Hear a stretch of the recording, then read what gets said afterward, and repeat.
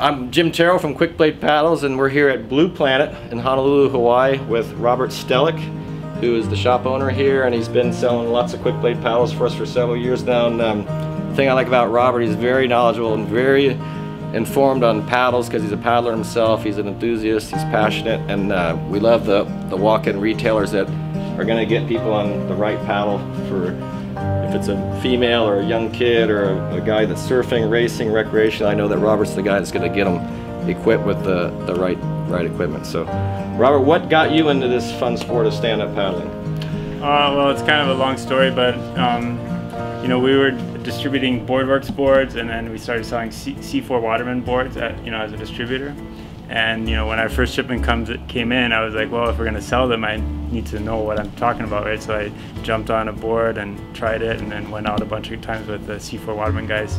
You know, Dave Parmenter, Todd Bradley, and you know, Brian Keelana. Those guys taught me a lot in the beginning, which really helped me out, and then I just got hooked on it pretty quickly. You know, after just a few times, I was like, oh, this is fun. You know, I got to do this more. Now, do you find that most of the customers coming here to get stand-up paddle boards are looking to use them for more just paddling around, recreation, fitness, surfing? What are you finding?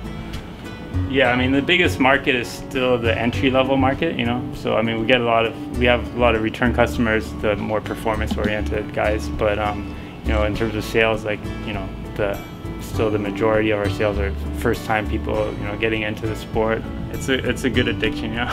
Yeah. So, you know, people that try it, you know, almost everyone enjoys it. It's a great all-around workout, and so, you know, it's a good thing to get people into, you know. Mm-hmm. It's been life-changing for a lot of customers, actually, you know. Like, yeah. Now, Hawaii has a long-time tradition, obviously, in outrigger canoeing, and canoe racing culture in Hawaii is very popular and very big. And Quick Blade paddles actually started in Hawaii with the outrigger paddles.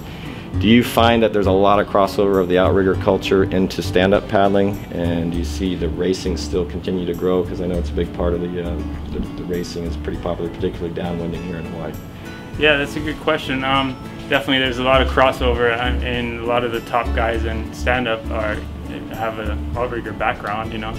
So the guys that are really strong OC1 paddlers, I mean, they just jump on a stand-up, and within a few weeks they're already like close to the front in the races, you know. So they kind of have the knowledge and the skills and the strength and the endurance to do well right away. So, but vice versa too. Like, I have a lot of friends, like my friend Ed Wheeler. I don't know if you know, but yeah, you know Ed, and he's like totally into OC1 now. He hasn't even paddled in the stand-up since the Molokai race, I think. So, you know, so there's people like that too that kind of go from stand-up, and they've been doing it a long time and training too much on a stand-up, and now they're just like tried the OC1 and got hooked onto that, you know. So, you know, it goes both ways. You know, I've done a little bit of OC1 paddling, and I have a surf ski too that I've been using a bunch, which is good cross-training, I think.